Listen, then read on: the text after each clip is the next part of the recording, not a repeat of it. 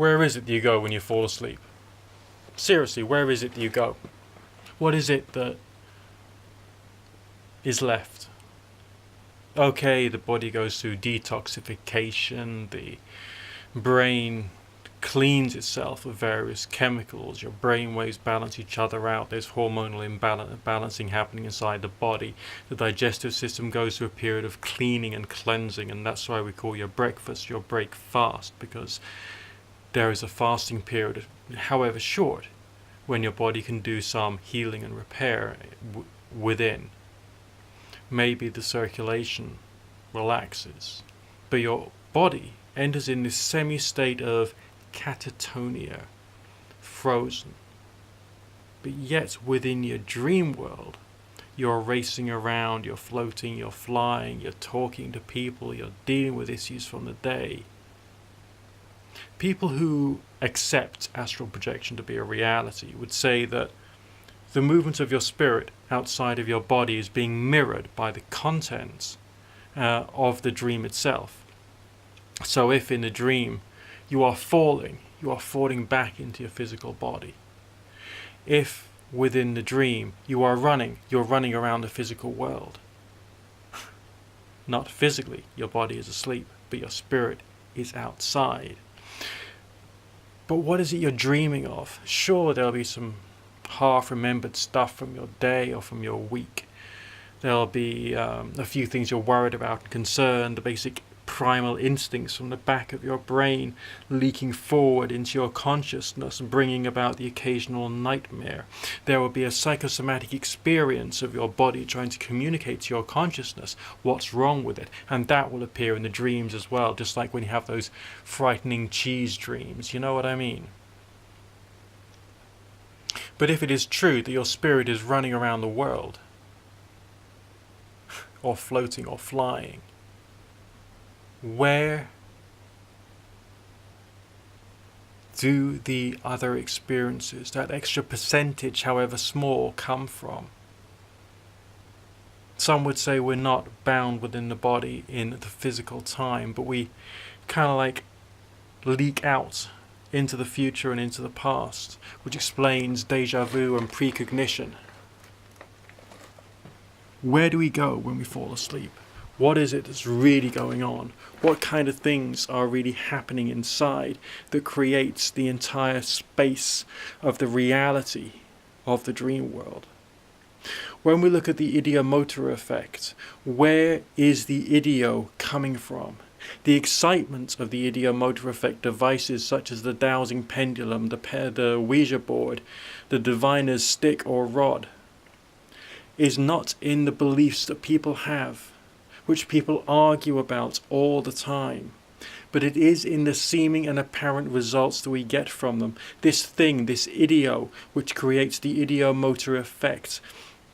It's the same ideo which is stirred in the mind of the tarot reader when he lays out his cards, or within the mind and the consciousness of a rune reader when he's laying out his stones or tiles. The same kind of ideo, that extra part of the dream world which you don't fully understand, but which is there somehow. The back of your mind talking to you, the experience of reality, the things that we're sensing outside of the physical, which everybody does, and which is within each and every single one of us to a certain extent, either a skill which is learned or something which happens as a result of accident, as a result of too much meditation or fever or malnutrition. It's something which gives us that ability through all the states of consciousness to touch something which is not understood by science. And then what about the ability to direct it? The spiritual healers, they use meditation, they vary what they call the human energy field in order to try and bring something into the informational reality of the universe, which then becomes manifest within the physical, receiving or transmitting. It is the same thing within the grasp of every single human being on the face of the planet, but we are encouraged not to touch it. We are encouraged not to believe in it. We're encouraged not to accept it. And the question is why?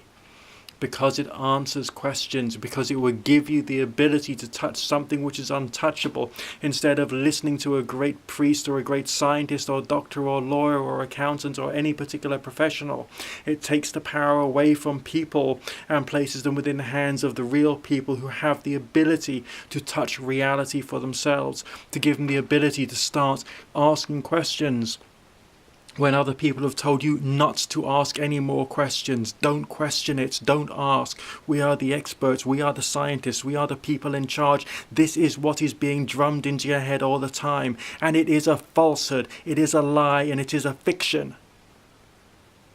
Because the reality and the truth is that tiny part of your experience of reality which is difficult to divine. When you're totally in your clear-minded, awakened state of consciousness, without fear, without paranoia, with a perfectly healthy body, perfectly healthy mind, after having slept well and feeling full of life and joy and totally satisfied, you aren't concerned about these things because in the here and now you're fine. But in those moments of fear and paranoia, that sense of heightened awareness of things outside of the physical, outside of yourself, or outside of the experience of your life and your reality, when your entire system has been damaged somehow because you got a terrible fever or a terrible cold, your dreams change. They change in quality, as if the membrane which has shielded you from that extra experience of reality is thinning somehow, is getting damaged and allowing your awareness to leak out. When you're in a spiritual or religious environment and you are taken to the heights of some kind of awareness, maybe you see auras and energy fields around other people because this same membrane has been thinned somehow, and you're able to, through a temporary moment of suspension of disbelief, to reach out beyond and outside of that which was previously holding you back. Outside of the situation of you being told to accept something rather than to work things out. There's one phrase in the New Testament which is really, really positive, and that is to test everything and trust that which is true. I would say test everything and ask questions, because that is your next stage of reality, to remember that there are always more and more and more questions to the point of infinity and beyond. Nobody in the whole wide world knows how the entire world works. Not you, not me, not anyone. We've only got building blocks of understanding to live by, building blocks of understanding that are being given to us. Maybe it's about time we realize that no matter what we think is right, no matter what we think is true, each and every single one of us is wrong, and there's more ways of breaching through that thin veil which has been placed before our eyes that has stopped us from seeing and experiencing and exploring reality and truth and in clarity. Maybe it is about time we could even use the power of this season to try and experiment and explore, to create change within our experience of reality. We like to keep things simple. I read books on various different New Age religions when I was younger, various New Age pagan religions. And one of them said, we can use these symbols, we can use these ideas to simplify our experience of reality. There is a place for that.